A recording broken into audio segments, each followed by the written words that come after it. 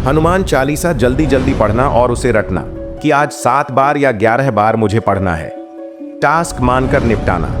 चालीसा पढ़ते समय ध्यान कहीं दूसरी जगह खोना या ध्यान भटके रहना, मन में सवाल और चिंता, मेरा काम पूरा होगा कि नहीं, या पढ़ते पढ़ते सोच में डूब जाना।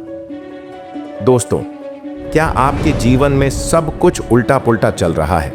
क्या आप रोजाना पूरी श्रद्धा से हनुमान चालीसा का पाठ करते हैं, लेकिन फिर भी ना तो कोई चमत्कार हो रहा है और ना ही आपके बिगड़े काम बन रहे हैं? अगर हां, तो इस वीडियो को एक पल के लिए भी स्किप मत कीजिएगा, क्योंकि आज मैं आपको वो 5 बड़ी गलतियां बताने वाला हूं जो आप चालीसा पढ़ते समय अनजाने में कर रहे हैं। इन गलतियों को सुधारते ही आपके काम बनने लगेंगे और हनुमान जी की कृपा तुरंत बरसेगी।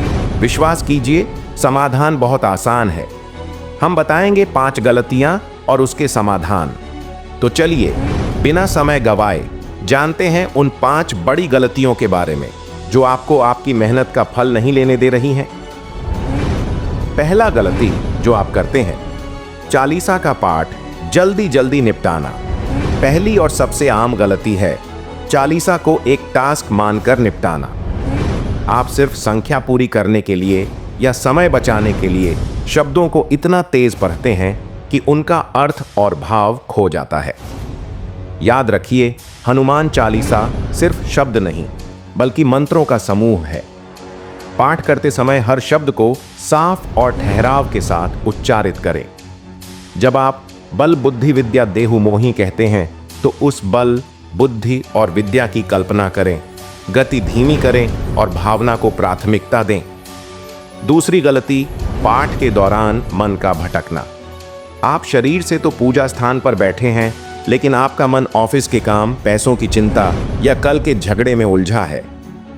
अधूरा ध्यान और भटका हुआ मन आपकी भक्ति की ऊर्जा को खत्म कर देता है। पाठ शुरू करने से पहले गहरी सांस लें और मन को शांत करें। संकल्प लें कि अगले 5 से 10 मिनट आप पूरी तरह बजरंग बली को समर्पित हैं। अगर मन भटके तो तुरंत वापस राम नाम पर लाएं। एकाग्रता ही चालीसा की शक्ति है। तीसरा गलती, सेवा भाव का पूरी तरह अभाव। हनुमान जी निस्वार्थ सेवा के सबसे बड़े प्रतीक हैं, लेकिन हम अक्सर चालीसा केवल अपनी इच्छाएं पूरी करवाने के लिए पढ़ते हैं, सिर्फ लेने के भाव से। जब सेवा या परोपकार का भाव न हो तो उनकी कृपा मिलने में रुकावट आती है। अपनी भक्ति में सेवा को जोड़ें। हर मंगलवार या शनिवार को किसी जरूरतमंद की निस्वार्थ मदद करें, चाहे वह किसी भूखे को भोजन कराना हो या किसी असहाय की सहायता करना हो। लेने के बजाय देने का भाव लाए। हनुमान जी केवल भक्ति से नहीं, सेवा से प्रसन्न होते हैं। चौथा गलती, स्वयं प्रयास और कर्म में कमी। यह सबसे बड़ी व्यावहारिक गलती है। कई लोग यह सोचकर हाथ पर हाथ धरे बैठे रहते हैं कि चालीसा पढ़ ली है, अब सब कुछ हनुमान जी ही कर देंगे। कर्मठता छोड़ देना या प्रयास में कमी रखना आपकी प्रार्थना को कमजोर कर देता है। हनुमान जी पराक्रमी कर्म योगी हैं। वह हमेशा कर्म करने वालों का साथ देते हैं। आप चालीसा पढ़ें, लेकिन अपने लक्ष्य को पाने के लिए कड़ी मेहनत करना न छोड़ें। प्रार्थना आपको शक्ति देगी, लेकिन कर्म आपको फल देगा। कर्म प्लस प्रार्थना बराबर सफलता। पांचवा गलती और सबसे आखिरी गलती, क्रोध, ईर्ष्या और नकारात्मकता को न छोड़ना। हनुमान चालीसा आपको हर क्लेश, विकार, सब को ही का आशीर्वाद देती है, लेकिन अगर आप पाठ के बाद भी लोगों से क्रोध करते हैं, मन में ईर्ष्या, जेलसी रखते हैं और नकारात्मक बातें करते हैं, तो आप खुद उस आशीर्वाद को अपने अंदर आने से रोक रहे हैं। चालीसा पढ़ें और साथ ही अपने स्वभाव को भी सुधारें। क्षमा करना सीखें, मन को शांत रखें, नकारात्मकता को अपने जीवन से बाहर निकालें। पवित्रता और सकारात्मकता ही हनुमान जी के आशीर्वाद को आपके जीवन में स्थायी बनाती है।